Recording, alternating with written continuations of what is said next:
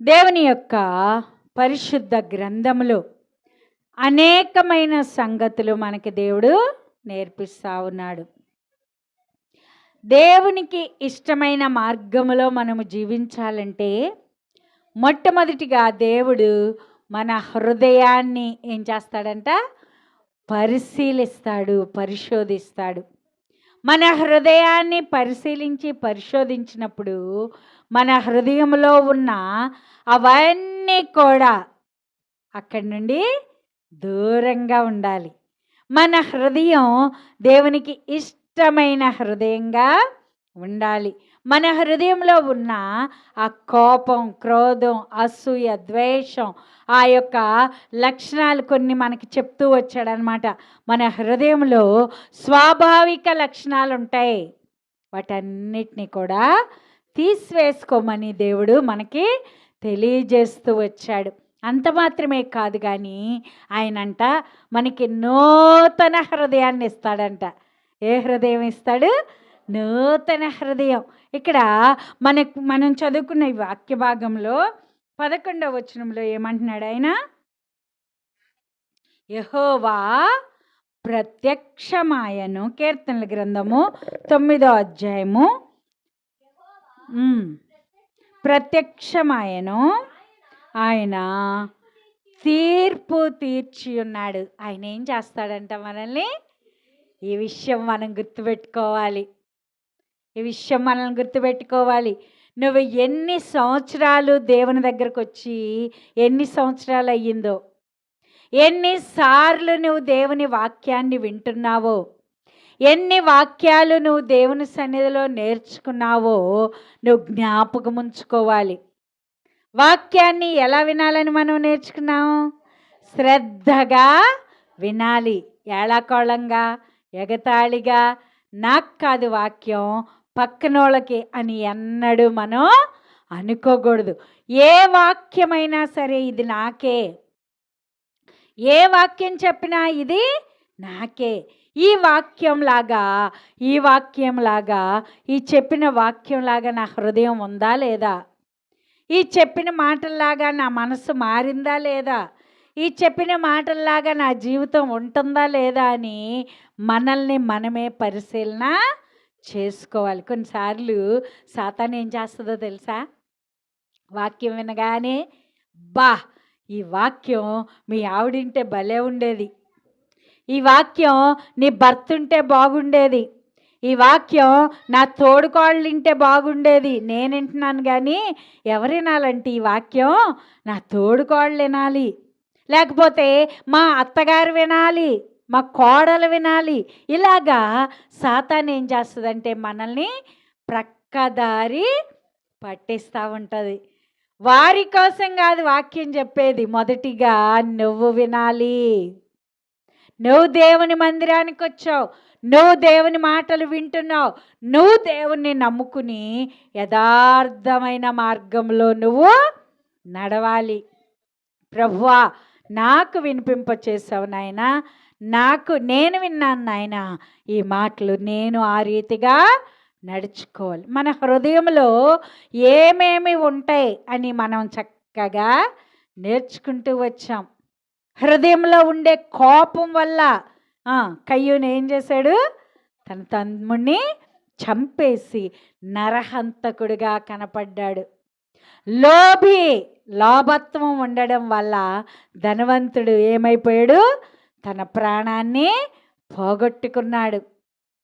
మరి రకరకాల ఆలోచనలు చేయడం వల్ల ఏ నష్టాలు వస్తాయో మనం చక్కగా నేర్చుకుంటూ వస్తున్నాం. అయితే ఇక్కడ ఈ దినాన్ని ఏమంటున్నాడంటే తీర్పు తీరుస్తాడంట. ఏం చేస్తాడంటమ్మా? ఏం చేస్తాడు? దేవుడు తీర్పు తీరుస్తాడంట. మనం దేవుని సన్నిధిలో కూర్చున్న ఈ గంటలో ఆయన పరిశుద్ధ గ్రంథంలో రాసుకుంటాడు. ఎన్ని గంటలు మనం దేవుని సన్నిధిలో విన్నామో. సంవత్సరానికి 52 వారాలు, 52 ఆదివారాలు, మిగతా సమయాలు పక్కకు పెట్టేయండి. అంటే కనీసం నువ్వు దేవుని మందిరంలో 2.5 గంటల చొప్పున ఉంటే 52 2.5లో ఎన్ని గంటలు అయిపోతాయి? నిజంగా అన్ని గంటలు నువ్వు దేవుని సన్నిధిలో ఒక్క సంవత్సరానికే. మరి నువ్వు ఎన్ని సంవత్సరాలైంది దేవుని దగ్గరకు వచ్చి? ఇన్ని గంటలు విన్నా నీ వాక్యం, నీ జీవితం మారిందా? దేవుడు ప్రశ్నిస్తూ ఉన్నాడు. నువ్వు మార్చుకున్నావా ఒక్కటైనా? నీ పద్ధతి మార్చుకున్నావా? నీ మాటలు మార్చుకున్నావా? నీ చూపులు మార్చుకున్నావా? నీ నడవడిక మార్చుకున్నావా అని దేవుడు నిన్ను నన్ను ఏం చేస్తాడు? తీర్పు తీరుస్తాడు. ఏం చేస్తాడమ్మా? తీర్పు తీరుస్తాడు. నిన్ను సరదాగా ఈ స్థలంలో కూర్చోబెట్లా.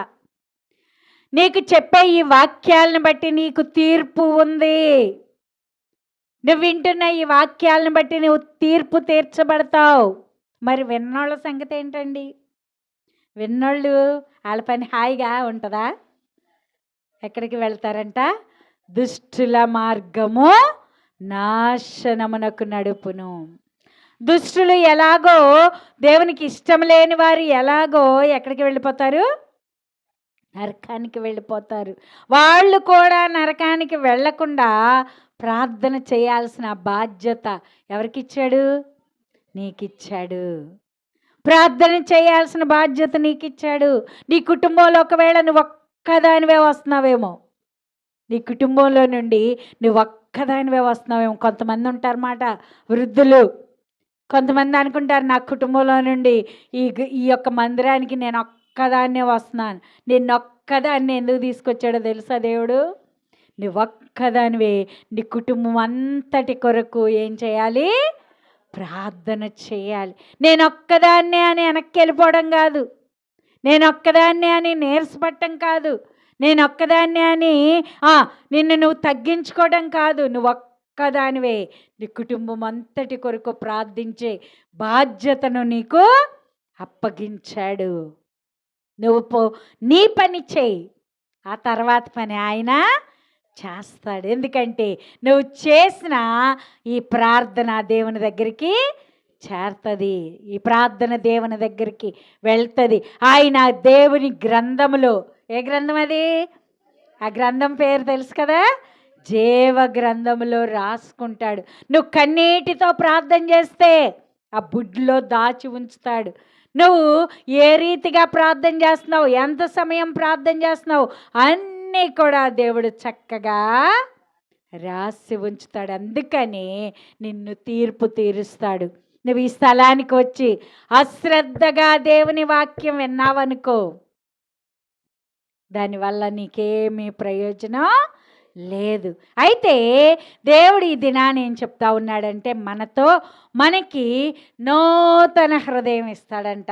ఎలాగిస్తాడో చూడండి. యెహెజ్కేలు గ్రంథము 18వ అధ్యాయము 31వ వచనాన్ని చదువుకుందాం.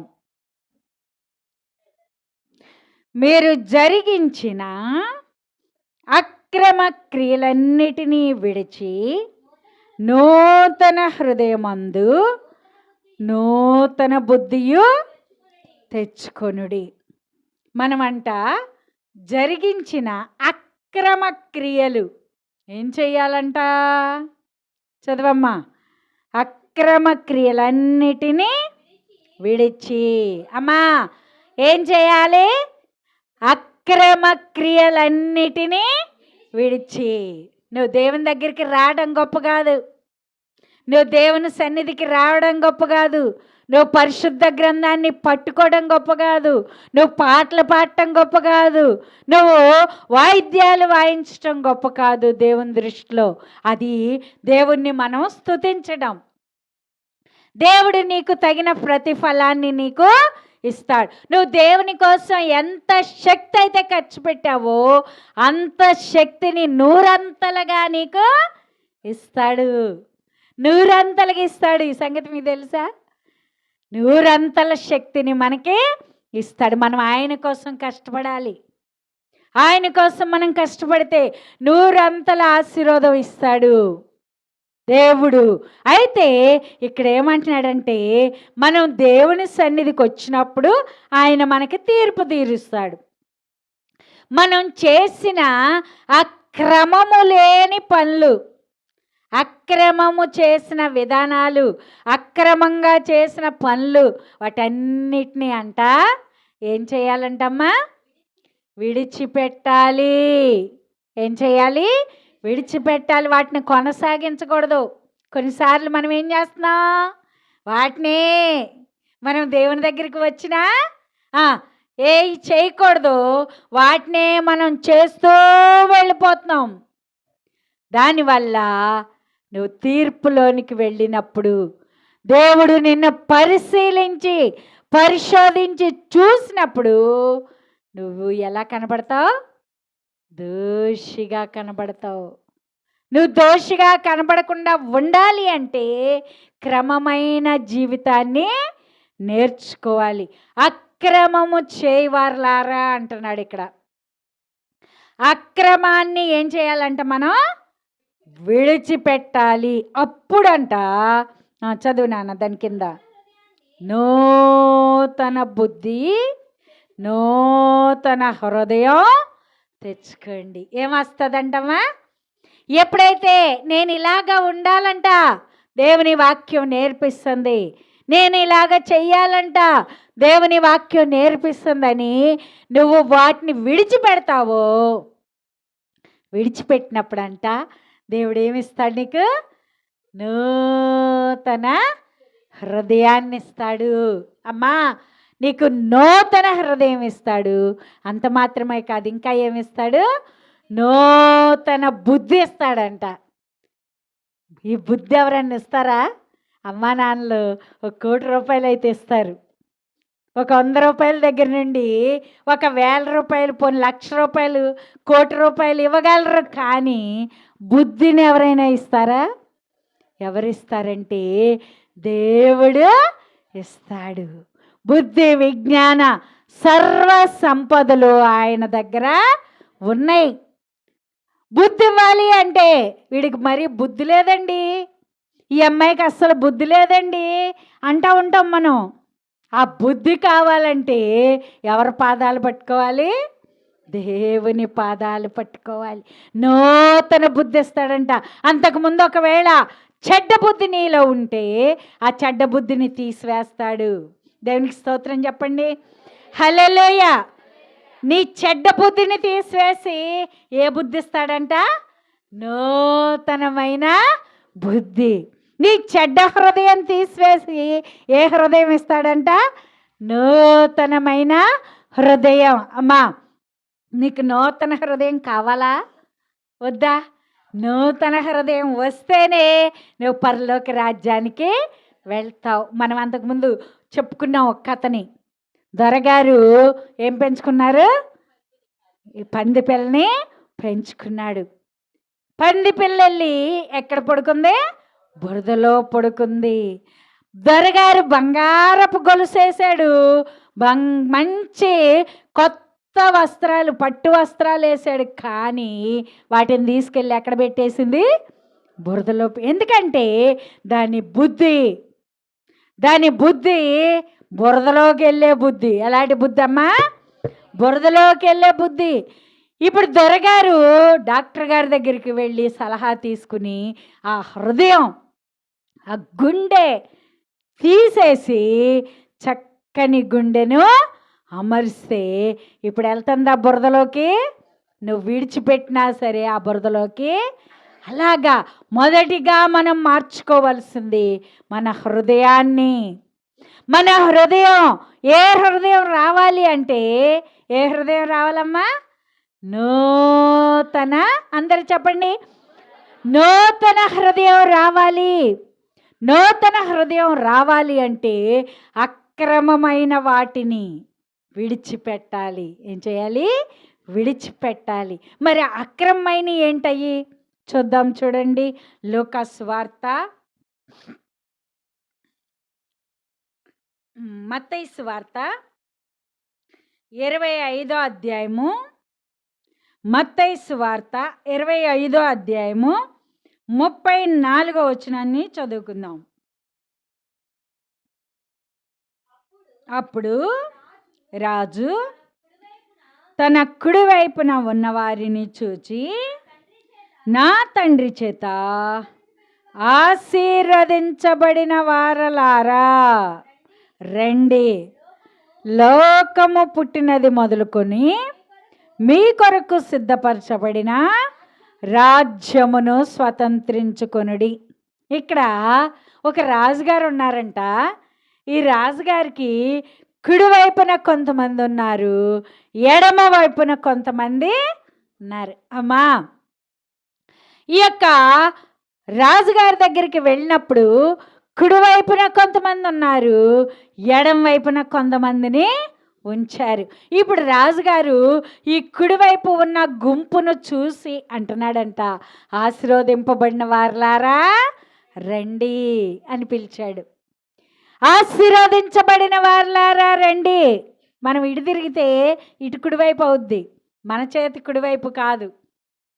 మన చేతి కుడివైపు, నేను కుడివైపు కూర్చోలేదు అయ్యో అనుకోబాకండి ఎవరు.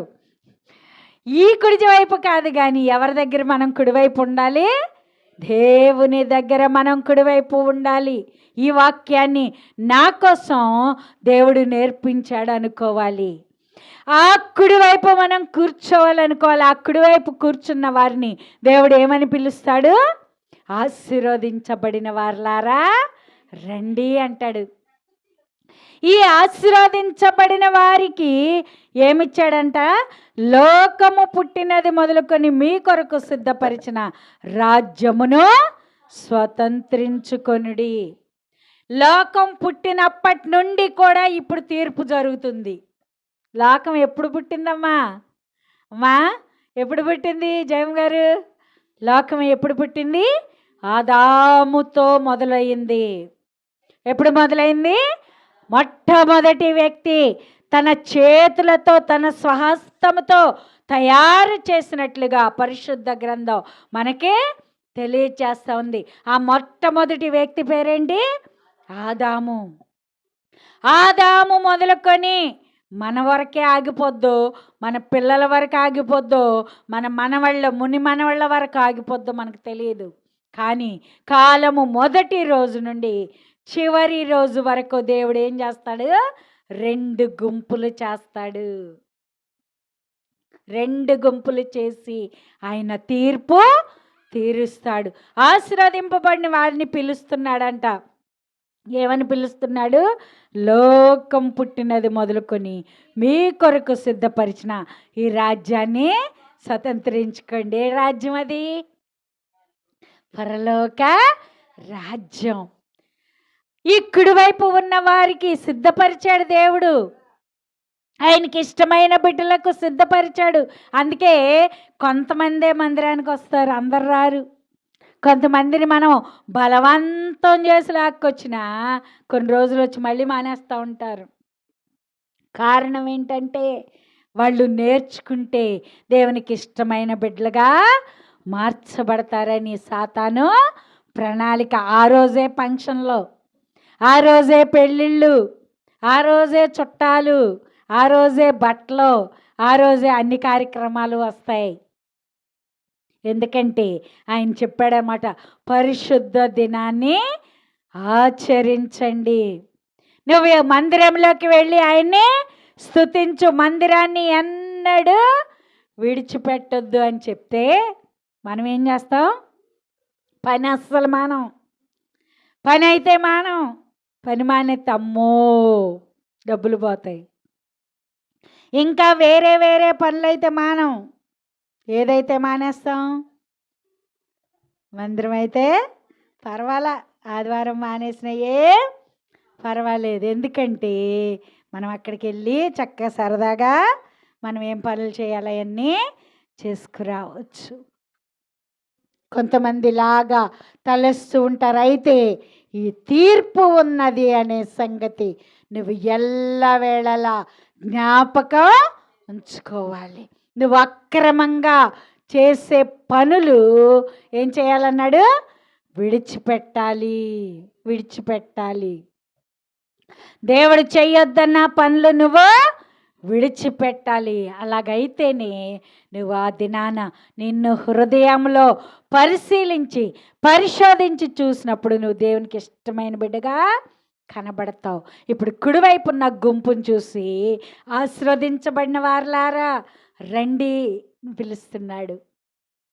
మరి ఎడం వైపు ఉన్న వాళ్ళని చూసి ఏమంటున్నాడో చూడండి, 40వ వచనం.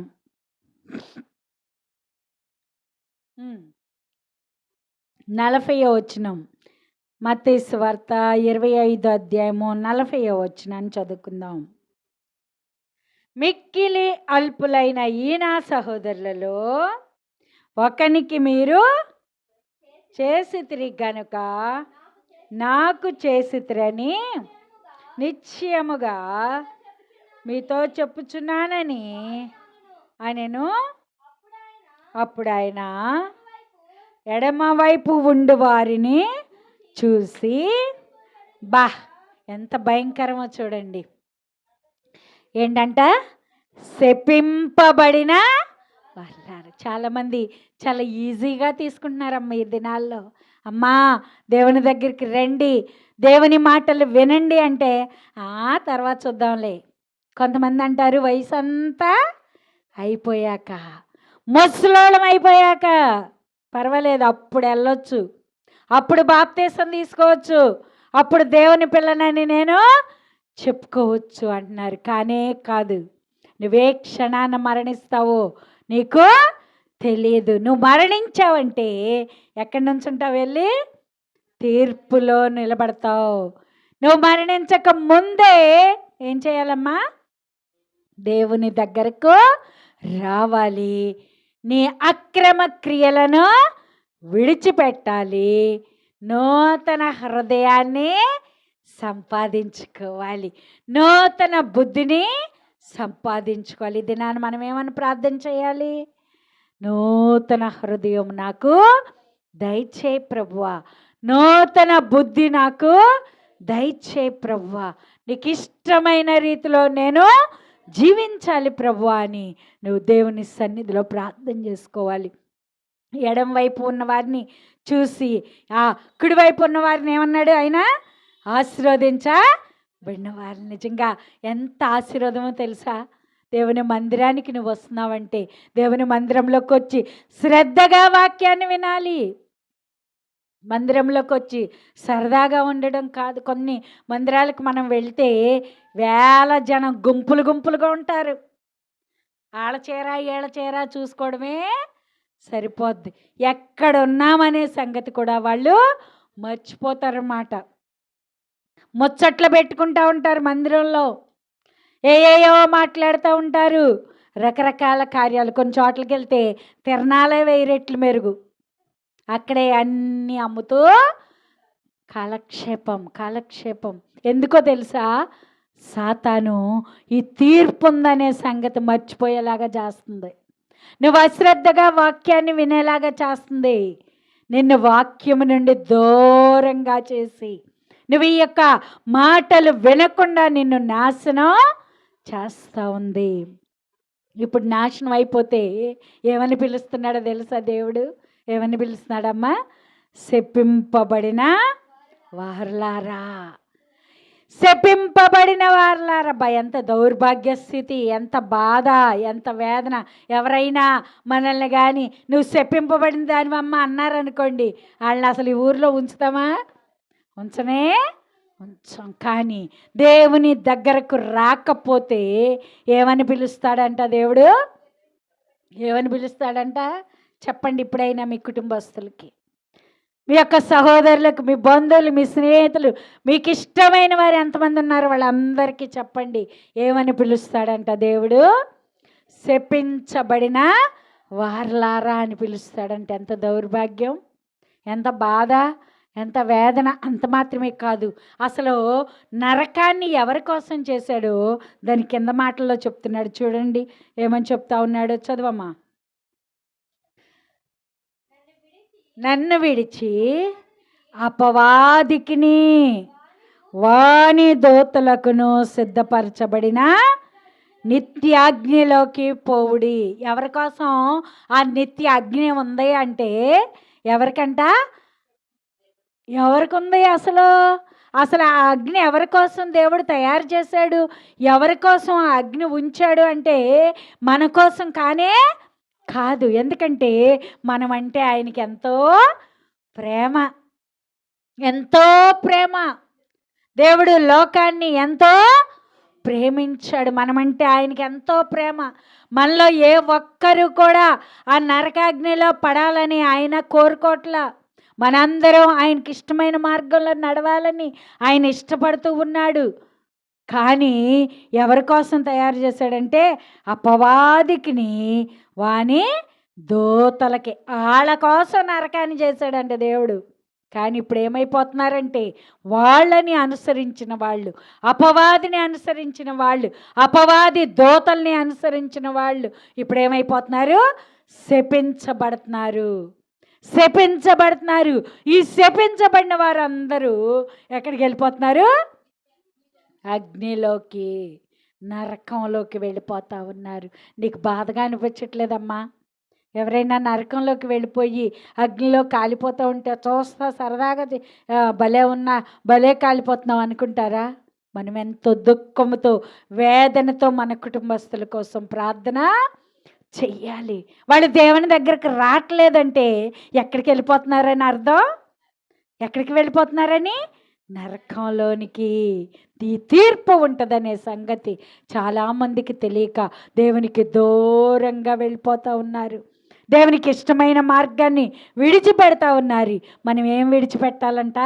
అక్రమైన, ఇంకా చాలా ఉన్నాయన్నమాట. ఏ విడిచిపెట్టాలో తర్వాత వారంలో నేను చెప్తాను. మరి మనం ఈ దినాన ప్రార్థన చేసుకుందాం. ప్రభువా, నాకు నూతన హృదయం కావాలయ్యా. మీలో ఎవరు నూతన హృదయం కావాలనుకుంటున్నారో, ఎవరు నూతన బుద్ధి కావాలనుకుంటున్నారు, ప్రతి ఒక్కరూ ఆ రీతిగా ప్రార్థన చేయండి. మీకు దేవుడు నూతన హృదయాన్ని, నూతన బుద్ధిని అనుగ్రహించటానికి సిద్ధంగా ఉన్నాడు.